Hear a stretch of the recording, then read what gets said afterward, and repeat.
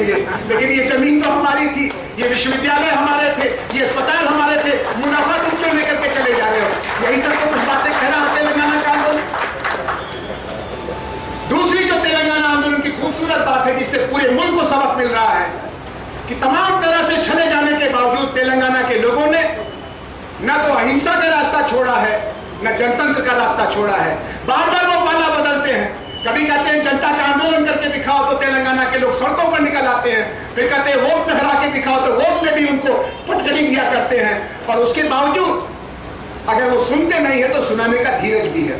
साथियों, आपका जमहूरी तरीके में यकीन, शांतिपूर्ण तरीके में यकीन, बाकी मुल्क में जहां जहां अन्याय चल रहा है उसके लिए बड़ी प्रेरणा है। इसको छोड़ने का काम मत करिएगा। कभी कभी मन में आ जाता है कि ये सुनते नहीं है, ये सरकारी बस है, इसको आग लगा दो, ये सचिवालय है, इसको फूंक डालो, ये जो जा रहे हैं इनको पकड़ के इनकी जरा टांग पर प्लास्टर बांध दो। नहीं, ऐसा मत करिएगा। ये सब अपना है, फिर हम ही को बनाना पड़ेगा। और यही हम लोगों ने जेपी आंदोलन में सीखा था। जयप्रकाश आंदोलन के दौरान यहाँ कई लोग बैठे हुए हैं, इनको तो उठा के जेलों में बंद कर दिया गया 19 महीने के लिए, लेकिन फिर भी जयप्रकाश जी ने और जेपी आंदोलन ने कहा कि भ्रष्टाचार से लड़ना है और इसलिए उसको अहिंसक तरीके से करना है, शांतिपूर्ण तरीके से करना है, जनता के मन को गर्म करना है। आग से कोई चीज नहीं सुलझेगी। जनता के दिल में अगर आग जल गई तो उस आग में बड़ी से बड़ी हुकूमतें राख हो जाएंगी। तो हिंसा के रास्ते पर मत जाना।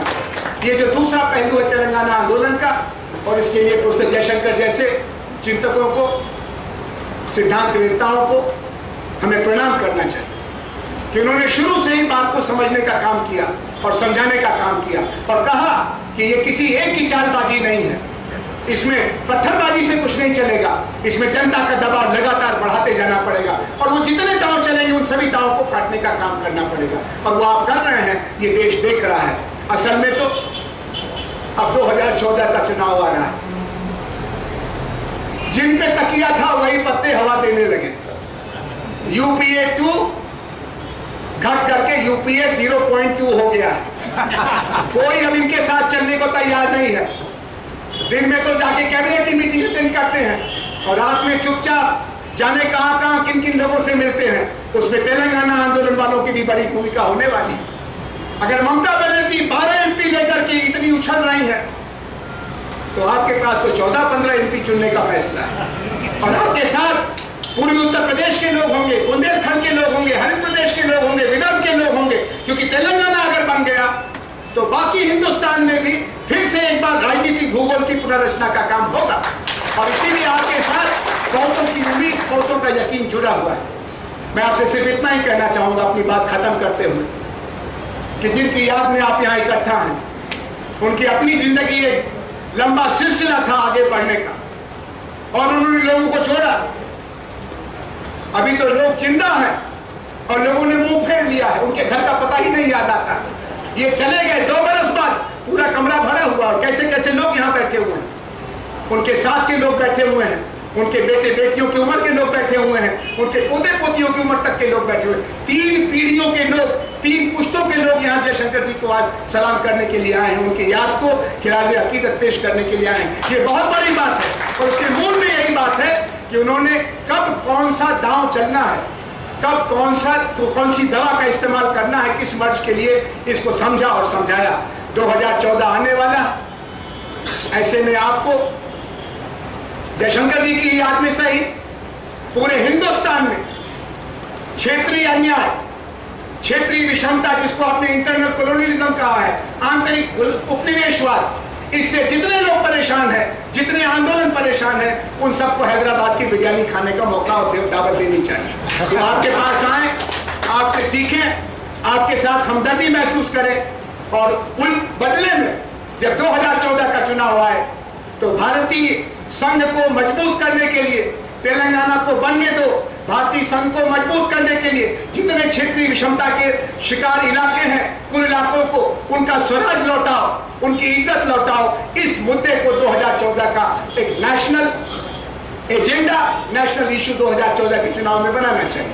हमारे जैसे कुछ लोग ये कोशिश कर रहे हैं कि जो ऊंचे स्तर पर भ्रष्टाचार है, जो गैर जिम्मेदारी है, जो कुर्बा परस्ती है और कॉर्पोरेट घरानों के आगे देखने का जो मिजाज है, इसके खिलाफ हम देश की जनता से हुक्म मांगे, उनका आदेश मांगे। आपकी कोशिश होनी चाहिए कि पिछले 40 साल 50 साल राष्ट्रीय एकता के नाम पर कुछ लोगों ने जो कुर्बानियां की हैं, अपने हिस्से को मारे जाने को चुपचाप बर्दाश्त किया है, अब उनके बर्दाश्त से चीजें हद से बाहर निकल रही। ये किसने लिखा है? देशपांडे जी ने लिखा है कि अगर तेलंगाना राज्य बना तो किसी नादान ने कह दिया छोटा राज्य बनेगा। भारत के 29 राज्यों में उसका 18 राज्यों से बड़ा दायरा होगा, बड़ी आबादी होगी, वो छोटा राज्य नहीं होगा, वो जर्मनी जैसे बड़े देश का आधा होगा। 3.5 करोड़ लोग और इलाका कहां से कहां तक, कृष्णा कावेरी के बेटे बेटियों का यह सूबा होगा। फिर बताया इन्होंने कि इसका जो दायरा होगा और इसकी जो आबादी होगी वो दुनिया के 60 देशों से बड़ी होगी। कि गलतफहमी में आप हैं। जब आपको सूट करे तो आप गोवा बनने देंगे, जब आपको सूट करे तो आप अरुणाचल बनने देंगे, जब आपको सूट करे तो आप मणिपुर बनने देंगे, और जब आपको सूट करे तो आप तेलंगाना नहीं बनने देंगे। ये गलत बात है। आपका एक ही पैमाना होना चाहिए, और अगर आपको पैमाना संभालने की तमीज नहीं है तो आपको हुकूमत छोड़ देनी चाहिए। और मुझे लगता है वो दिन आ गया। झूठ बोलने वाले को खजा नहीं बनने देना चाहिए, झूठ बोलने वाले को हमारा अपना रहबर नहीं बनाना चाहिए, और नहीं तो ये देश बिखरता जा रहा है। ये सही बात है कि तेलंगाना आंदोलन से इस इलाके में जो एक अशांति है, इससे इसकी तरक्की पर कुछ आंच पड़ रही। जब दो भाइयों में झगड़ा हो रहा हो तो कोई उस खानदान में रिश्ता लेके जाएगा, कहेगा भैया इनको पहले निपट लेने दो, तब अपनी बेटी का हाथ देना या इनकी बेटी का हाथ देना, या इनका बेटा लाना या अपना बेटा देना। पहले तो ये आपस में ठीक से नहीं रहते हैं तो हमारे साथ क्या सलूक करेंगे? हम तो फिलहाल गैर के। फिर भी अभी मुल्की गैर मुल्की का झगड़ा नहीं हो रहा। आप सरकार से ही बात कर रहे हैं, आप संविधान की कलम से ही बात कर रहे हैं, आप आपस में एक दूसरे के खून की होली नहीं खेल रहे हैं जो पंजाब और हरियाणा वालों ने किया, असम और बंगाल वालों ने किया, उड़िया और बंगालियों ने किया। और इसके लिए हम आपको मुबारकबाद देते हैं, और हम आपको मुबारकबाद देने के साथ साथ उनको मुबारकबाद देते हैं जिन्होंने ऐसा रास्ता बताया जिसमें हम इंसान के सिर फोड़ करके उसका दिमाग बदलने की कोशिश करने वाली राजनीति से अपने को अलग रखते हैं। आज चुनाव का माहौल बन गया है। मैं चाहता हूं कि प्रोफेसर जयशंकर की लिखी जो रणनीति थी, जो उन्होंने किताबों में लिखी, जो लेखों में लिखी, भाषणों से बताया, और उनके जैसे आप सब लोग जो उनके साथ ही रहे हैं, आप सबको देख के मुझे बहुत प्रेरणा मिलती है। बहुत से लोग कहते हैं कि जेपी नहीं रहे, लोहिया नहीं रहे, अब कौन सुनने वाला है? तो मैं बार बार अपने साथियों से कहता हूं, जाओ तेलंगाना में देख करके आओ, कैसे कैसे लोग कैसे कैसे आंदोलनों को चला रहे हैं। उनका कोई स्वार्थ नहीं, उनकी जिंदगी में सब कुछ है, लेकिन उनकी आंख के आगे एक अन्याय हो रहा है, देश टूट रहा है, सूबे में अत्याचार बढ़ रहा है, पिछड़ापन आ रहा है, गरीबी बढ़ रही है, और उसका समाधान भी है, लेकिन कुछ लोग अपनी सियासत के लिए, अपनी कुर्सी के लिए उसको होने नहीं दे रहे। ये आंदोलन भारत की पुनर्रचना का आंदोलन है, ये आंदोलन भारत के विकास का आंदोलन है, ये भारत के नवनिर्माण का आंदोलन है। ये आंदोलन सफल हो, इसके लिए बहुत कुछ काम तो हमारे प्रोफेसर जयशंकर जैसे लोग कर गए हैं, लेकिन जो कहा है उसको और आगे करने के लिए हमारे आपके ऊपर एक जिम्मेदारी है।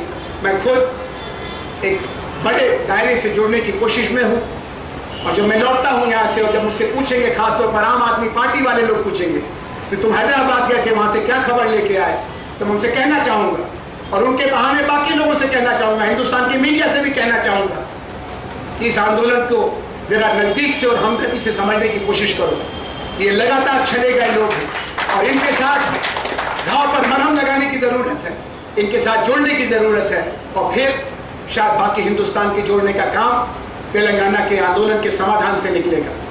मैं आज फिर से आप सब, खासतौर पर भाई लक्ष्मैया जी को, ये ऐसे आदमी है, ये भगीरथ जैसे हैं, एक बार जब पकड़ लिया कोई संकल्प लेकर तो छोड़ते नहीं हैं। मैं इनसे बहाना कर रहा था, क्या करेंगे कैसे करेंगे? चुप रहो भाई, आ सकते हो, इतना ही हाँ बोल दो, फिर मैं तुम्हारे आने का इंतजाम करूंगा, जाने का इंतजाम करूंगा, भाषण लिख के लाओगे तो छपवाने का इंतजाम करूंगा, और तुम्हारे भाषण को सुनने के लिए लोगों को इकट्ठा करने का भी इंतजाम करूंगा। मैं आपको भी धन्यवाद देना चाहता हूं, और आप सबको कि आज के दिन आप एक अनजान आदमी को सुनने के लिए आया। कुछ बुजुर्गों को तो अलग से धन्यवाद दूंगा, ये हमारे नेता लोग यहाँ बैठे हुए हैं, हमने इनसे बहुत सीखा है पिछले 40-45 साल के सार्वजनिक जीवन में। और हमारे मित्रों को जो समाजशास्त्री यहाँ आए हुए हैं, शोधकर्ता और आंदोलनकर्ता, उनको धन्यवाद देना चाहता हूँ कि आप सब एक फैल रहा परिवार है, बढ़ रहा परिवार है, और इस परिवार के साथ अपने को जोड़ के मैं बहुत आभारी हूँ, बहुत गौरवान्वित हूँ। और फिर आप सबके साथ मिलकर के मैं प्रोफेसर जयशंकर की स्मृति को प्रणाम करता हूँ, उनसे प्रेरणा लेता हूँ और आशा करता हूँ कि जो उम्मीदें उन्होंने हमारे लिए छोड़ी हैं उनको पूरा करने में हम एक दूसरे के साथ आगे भी इसी तरह से जुड़े रहेंगे। आप सबको बहुत धन्यवाद, बहुत धन्यवाद। जय जय